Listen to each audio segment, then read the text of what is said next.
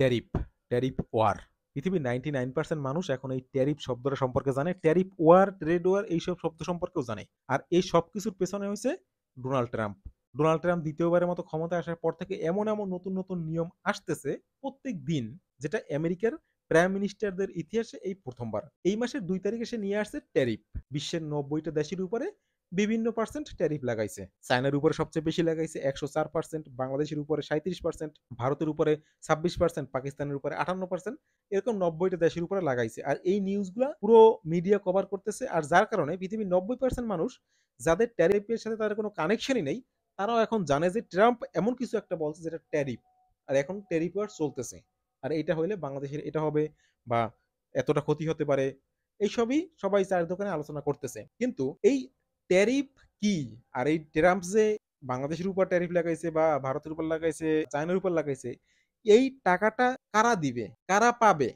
কাদের ক্ষতি হবে? কাদের লাভ হবে? আর ট্যারিফ কি মূলত? এইটাই সহজে একদম শর্ট সিম্পল ভাবে বোঝানোর চেষ্টা করি। ট্যারিফ হচ্ছে একটা ট্যাক্স, ইম্পোর্ট ট্যাক্স বলতে পারেন। বাংলাদেশে বসে যদি আপনি পৃথিবীর অন্য কোনো দেশ থেকে একটা প্রোডাক্ট বাংলাদেশে আনেন, সেক্ষেত্রে সরকারকে একটা ট্যাক্স দিতে হয় ওই প্রোডাক্টের দামের পার্সেন্ট অনুযায়ী, অথবা প্রোডাক্টের ক্যাটাগরি অনুযায়ী। আপনি প্রায় শুনবেন এয়ারপোর্টে ট্যাক্স দিতে হয়, শিপমেন্টে আনলে সেখানে ট্যাক্স দিতে হয়। এইটা হচ্ছে এক ধরনের, এই যে ট্যাক্সটা, এটাও এক ধরনের ট্যারিফ। তো ডোনাল্ড ট্রাম্প যেটা লাগাইছে সেটাও এই একই ট্যারিফ লাগাইছে। এখন এই ট্যারিফের টাকাটা কারা দিবে? ট্যারিফের টাকাটা মূলত আমেরিকার মানুষরাই দিবে। আর এতে সবচেয়ে বড় ক্ষতি ওই আমেরিকার সাধারণ মানুষদেরই। ট্যারিফ নিজের দেশের ভালো করার জন্য লাগানো যায়, কিন্তু ডোনাল্ড ট্রাম্প যেটা লাগাইছে তাতে শুধুমাত্র তার নিজের দেশ না, পুরো পৃথিবীর মানুষের জন্য ক্ষতি। কিভাবে? বাংলাদেশের উপর লাগাইছে ৩৭%, 37, ভারতের উপর লাগাইছে 26, পাকিস্তানের উপর লাগাইছে 58, চায়নার উপর লাগাইছে ১০৪।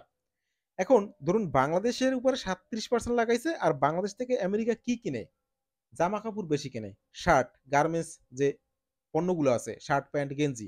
এখন বাংলাদেশ থেকে যদি একটা প্যান্ট কিনে আমেরিকান একজন বায়ার যে ওইখানে খুচরা বিক্রি করে, সে বাংলাদেশ থেকে যদি একটা প্যান্ট কিনে $১০০, এখানকার যে সাপ্লাইয়ার আছে বাংলাদেশে, তাকে সে $১০০ দিয়ে দিবে একটা প্যান্টের বদৌলতে। তার টার্গেট হচ্ছে $২০ লাভ করবে, $১২০ আমেরিকায় সেল করবে। কিন্তু এই ট্যারিফ লাগানোতে কি হবে? বাংলাদেশ থেকে যখনই প্যান্টটা আমেরিকায় যাবে, তো আমেরিকার পোর্ট থেকে ওই যে বায়ার আছে, সে যখন প্যান্টটাকে নিবে কাস্টম থেকে, প্যান্টটা বাংলাদেশ থেকে আসছে, তো বাংলাদেশের উপরে ৩৭% ট্যাক্স আছে। তো $১০০ $৩৭ ট্যাক্স দাও, $৩৭। তো তাকে $৩৭ দিতে হবে। এখন এই প্যান্টটার কত দাম হয়ে গেল? $১০০ প্লাস $৩৭, $১৩৭ দাম হয়ে গেছে। ওনার টার্গেট ছিল $১২০ খুচরা বিক্রি করবে। ওনার খরচ হয়ে গেছে $১৩৭। তো উনি $২০ আবার লাভ করবে। এখন প্যান্টটার কত দাম হবে? ১৩৭ আর ২০, $১৫৭। এই যে $৩৭ উনি কি নিজে দিছে? নিজের পকেট থেকে দিলেও উনি কার থেকে উঠাচ্ছে আবার? ওইখানকার যে সাধারণ মানুষ যে ক্রেতা আছে তাদের পকেট থেকেই। তো বাংলাদেশ থেকে যে প্যান্টটা ৳১০০ আগে নিত, সেটা এখন হয়ে যাবে ১৩৭। তেমনি ইন্ডিয়া থেকে যেটা নিত সেটা হয়ে যাবে ১২৬। মানে ইন্ডিয়ার থেকে একটু কম। এখানে বাংলাদেশ একটা বড় ধাক্কা এই কারণে খাবে। বাংলাদেশের গার্মেন্টস মার্কেট, আমি বলি, বাংলাদেশ, ভারত, পাকিস্তান এই ৩ টা দেশই এই পোশাক ক্যাটেগরির যে পণ্যগুলো আছে, জামা, প্যান্ট, টি-শার্ট, এইগুলা একই ক্যাটাগরির, একই কোয়ালিটির, একই মানের জিনিস আমেরিকাতে সাপ্লাই দেয়। তো যখনই এই ৩ টা দেশের মধ্যে একই প্রোডাক্ট, একই ক্যাটাগরি একটা প্রোডাক্ট যখন আমেরিকাতে ৩ ধরনের দাম হবে, তখন যেটা সবচেয়ে কম দাম ওইটাই কিনবে আমেরিকান সাধারণ মানুষরা। সেক্ষেত্রে দেখা যায় ভারতের যে পণ্যটা সেটার দাম সবচেয়ে কম, বাংলাদেশেরটার দাম $১১ বেশি, আর পাকিস্তানেরটার দাম তো কথাই নেই, ওটা ৳৫৮ বেশি। ওটা ধরুন কিনবেই না, পাকিস্তান ইকোনমি তো পুরোপুরি ধস নেমে গেছে। এখন ট্যারিফ কেন লাগায়? ট্যারিফের একটা পজিটিভ দিকও আছে। বাংলাদেশ থেকে আমরা সবচেয়ে বেশি কি রপ্তানি করি? পাট রপ্তানি করি। এখন আমাদের এখানে ১ কেজি পাটের দাম ধরুন ৳১৮০। কিন্তু থাইল্যান্ড থেকে যদি আমাদেরকে কম দামে পাট দেয় কেউ, ৳১০০ কেজিতে যদি কেউ পাট দেয়, তাহলে বাংলাদেশের যে পাট রিলেটেড যে কোম্পানিগুলো আছে, যারা পাট দিয়ে বিভিন্ন পণ্য তৈরি করে, তারা কোন পাটটা ইউজ করবে? অবভিয়াসলি যেটা ৳১০০ পাওয়া যাচ্ছে, থাইল্যান্ড থেকে যে পাটটা আসছে ওইটা ইউজ করবে। তো তাতে কি হবে? বাংলাদেশের যে পাট চাষী আছে, তারা ডিমোটিভেট হয়ে যাবে। তাদের ওই ৳১৮০ পাট ৳১০০ বিক্রি করতে হবে। তাদের লস হয়ে যাবে। তো এই ক্ষেত্রে কি করে সরকার, ওই যে থাইল্যান্ড থেকে পাটটা আসবে, পাটটার উপরে কি করবে? ১০০% ট্যারিফ বসায় দিবে। তো কি হবে? ৳১০০ পাট থাইল্যান্ড থেকে আসলেই ৳১০০ ট্যারিফ সরকারকে দিবে ইম্পোর্টার। তো সে কত বিক্রি করা শুরু করে মার্কেটে? তার তো 200 টাকা খরচই হয়ে গেছে। 100 টাকায় কিনছে, 100 টাকা ট্যারিফ দিছে। তার মিনিমাম 220 টাকা বিক্রি করা লাগবে কেজি। তখন আবার কি হবে? ওই যে প্রোডিউসার যারা লোকাল পাট থেকে পণ্য তৈরি করে বিভিন্ন, তারা আবার কোন পাট ইউজ করা শুরু করবে? লোকালটা। কারণ ওইটা 180 টাকা কেজি, 40 টাকা কম আছে।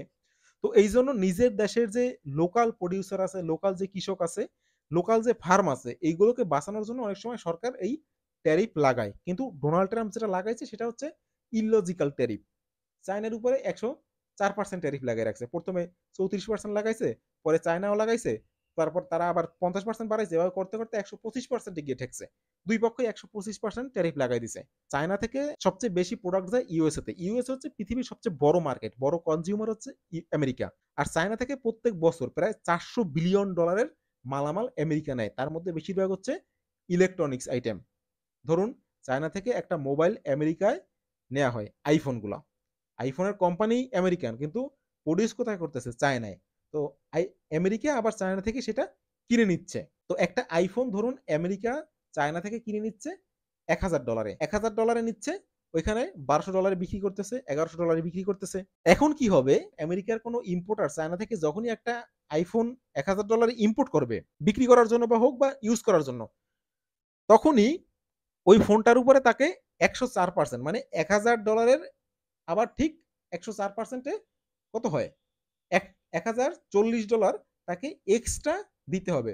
তো $1000 ফোন, $1040 ট্যারিফ, $2040 দাম হয়ে যাবে ওটা আমেরিকাতে। তারপর যদি কেউ বিক্রি করে তাহলে ওটার উপর আরো লাভ ধরো। তাহলে ওই ফোনটার দাম কত হয়ে যায়? প্রায় $2300-2400। এই যে টাকাটা, এইটা কে দিবে? $2200 ফোনটা কে কিনবে? আমেরিকান মানুষরাই কিনবে। আলটিমেটলি টাকাটা আমেরিকান মানুষদের পকেট থেকেই যাচ্ছে, সাধারণ মানুষদের পকেট থেকেই যাচ্ছে। আর ক্ষতি কাদের হচ্ছে? ক্ষতি এই আমেরিকার সাধারণ মানুষদের হচ্ছে, ব্যবসার হচ্ছে, প্লাস যেসব দেশ এই জিনিসগুলো পাঠাতো তাদের হচ্ছে। চায়নার সবচেয়ে বড় বেশি ক্ষতি হবে, কারণ চায়নার ইকোনমিতে ধস নামবে। পাকিস্তানের ইকোনমিতে ধস নেমে গেছে। চায়নার কিভাবে ক্ষতি হবে? এই যে কোম্পানিগুলা আমেরিকান বেসড কোম্পানি, কিন্তু প্রোডাক্ট আগে ফ্যাক্টরি ছিল তাদের চায়নায়, তারা এখন কি করবে? তারা আবার আমেরিকাতে চলে আসবে। তো আমেরিকাতে বসে যদি অ্যাপেল তাদের প্রোডাক্টগুলা তৈরি করে তাহলে হয়তো 500% 600% এক্সট্রা খরচ হবে। তো $1000 ফোন হয়ে যাবে $1600। কিন্তু সেই ফোনটা চায়না বসে $1000 তৈরি করে সেই ফোনটাই আবার যদি আমেরিকান মানুষদের $2200-2300 কিনতে হয়, তাহলে কি হবে? মানুষ কিনবে না, অন্য কোম্পানির উপর ডিপেন্ড হওয়া শুরু করবে, যে ওইগুলো লোকাল কোম্পানি যা আছে। ট্রাম্পের মনে হইতেছে পুরো পৃথিবী তাকে লুটে নিচ্ছে, যে চায়নাকে প্রত্যেক বছর $400 বিলিয়ন দেওয়া হচ্ছে, চায়না তার পরিবর্তে মাল নিতেছে মাত্র $90 বিলিয়ন, বাকি $295 বিলিয়ন আমাদের ঘাটতি পড়তেছে। তো এই সব কারণে এই সব মিলিয়ে ট্যাক্স ট্যারিফ সে লাগাই দিছে। চিন্তাও করে নাই, কোনো দেশের সাথে আলোচনাও করে নাই যে এই জিনিসগুলার এই ট্যারিফের কারণে অন্যান্য যে ছোট ছোট দেশগুলো আছে সেগুলোর কি ক্ষতি হবে, যে বাংলাদেশের মতো দেশ। এখান থেকে ম্যাক্সিমাম গার্মেন্টস যে জিনিসগুলো আছে এইগুলো যাচ্ছে, এইগুলাই ইন্ডিয়া থেকে পাশের দেশ থেকে নিলে $11 কম পাবে। তো কাস্টমার অবভিয়াসলি ইন্ডিয়া থেকে নিবে। এরপরে বাংলাদেশের যে গার্মেন্টস যারা আছে এরা এরা কিভাবে চলবে? এদের হয় এই প্রোডাক্টগুলো ইন্ডিয়ার কাছে বিক্রি করতে হবে, ইন্ডিয়ার যে বায়ার আছে তারা আমেরিকাতে এক্সপোর্ট করবে। এইটাই হচ্ছে এই ট্যারিফ ওয়ার। আর এই ট্যারিফ ওয়ারে লাভ শুধুমাত্র আমেরিকান সরকারের হবে, আর ক্ষতি সবার হবে, আমেরিকার সাধারণ মানুষদের, প্লাস ওই সকল দেশের যেগুলোর উপরে এই হাই রেট ট্যারিফ লাগানো হয়েছে।